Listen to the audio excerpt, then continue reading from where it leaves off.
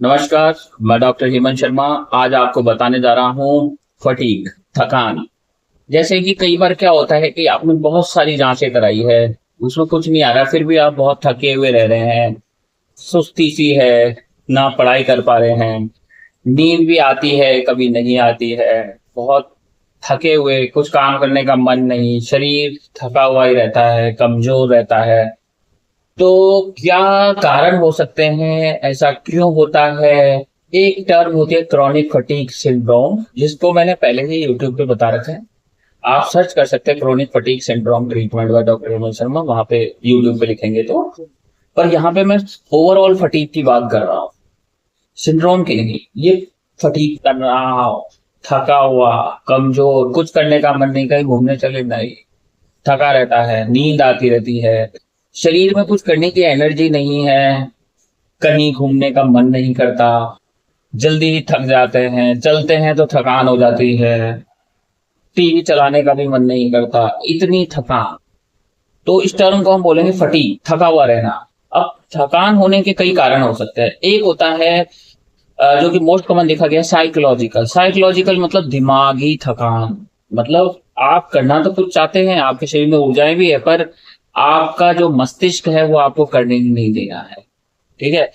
दूसरा होता है कोई हार्मोन डिसऑर्डर, जैसे कि थायराइड हार्मोन है, वो आपका कम है तो आप थके हुए रहेंगे, कमजोर रहेंगे। या फिर शरीर में B12 डी का डेफिशिएंसी ये है तो भी आप बहुत थके हुए, कमजोर फील करेंगे अपने आप को। और कई चीजें हैं, जैसे कि हीमोग्लोबिन का कम हो जाना थकान का रीजन होता है। कई बार लीवर फंक्शन सही नहीं है, किडनी फंक्शन सही नहीं है, हाई कोलेस्ट्रॉल है, ये सारी चीजें भी थकान को इंडिकेट करती है। कई बार sedentary life style, lack of activity, आप वॉकिंग एक्सरसाइज नहीं कर रहे इसलिए थके हुए रहते हैं, क्योंकि अब शरीर को आदत हो गई है उस कमजोरी में, थकान में रहने की, एक्टिवनेस नहीं है। ठीक है। कई बार होता है ऑटो इम्यून डिजीजेज हैं, कोई बीमारियां हैं, कोई वायरल इन्फेक्शन के बाद आपको थका हुआ रहने लग गए, कोई स्टीरॉइड्स यूज के बाद हुआ, या कोई ऐसे पर्टिकुलर दवाइयों के बाद, या फिर आपको कोई सदमा लगा, कोई स्ट्रेस लगा, कोई लाइफ में ऐसी ट्रेजेडी हुई जिसके बाद आप थके हुए रहने लगे, तो इसे हम बोलते हैं क्रॉनिक फटीग या फटीग। फटीग, ठीक है, थकान।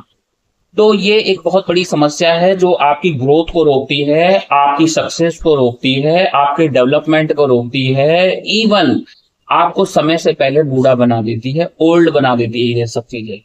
तो अगर आपके भी शरीर में थकान, कमजोरी, सुस्ती बनी ही रहती है तो इसका ट्रीटमेंट पॉसिबल है। अब मैं बात करता हूँ ट्रीटमेंट कैसे किया जाता है। सबसे पहले है आप वॉक करेंगे 20 मिनट्स डेली, डेली वॉकिंग करना है। उसके बाद आप करेंगे अच्छा डाइट इंटेक। डाइट में आएगा जैसे बहुत अच्छा पानी पीना है, 3-4 लीटर पानी पिए। अगर आपको कोई किडनी लीवर की समस्या नहीं है, हार्ट की समस्या नहीं है, तो आप अच्छा पानी इंटेक करें। पानी का मतलब सिर्फ वाटर नहीं होता, इसका मतलब होता है नींबू पानी, लेमन वाटर, छाछ, है ना। उसके बाद आप फ्रूट्स खा सकते हैं, 100-200 ग्राम फ्रूट डेली डाइट में लें। उसके बाद मॉर्निंग में आप बादाम, पिस्ता, ये सब ले सकते हैं, 4-5। ये प्रसाद की तरह लेना है, एकदम पेट भर के नहीं खाना है, पर डेली खाना है। उसके बाद आप सैलेड खा सकते हैं, स्प्राउट्स खा सकते हैं, चपातीज ले सकते हैं, और अच्छा वर्क करें, और योगा करना है आपको। डीप ब्रीथिंग एक्सरसाइजेज आप कर सकते हैं, तो ये आपके लिए बहुत इंपॉर्टेंट है। बॉडी में सुस्ती ना रहे, थकान नहीं रहे। अब उसके बाद क्या होता है कि हम बात करते हैं ट्रीटमेंट की। अगर न्यूट्रिशनल डेफिशिएंसी है तो न्यूट्रिशन देंगे, हार्मोन डिसऑर्डर है तो हार्मोन देंगे, और फिर भी इन चीजों से आप नहीं रिकवर हो पा रहे हैं तो फिर स्पेशल मेडिकेशंस का आपको रिक्वायरमेंट है। आपके कॉज को रूल आउट करने के लिए डॉक्टर का रिक्वायरमेंट है। प्रोटीन डेफिशिएंट है तो प्रोटीन से कवर करेंगे, और मिनरल डेफिशिएंट है तो मिनरल देंगे, वाटर डेफिशिएंट है तो वाटर ऐड करेंगे।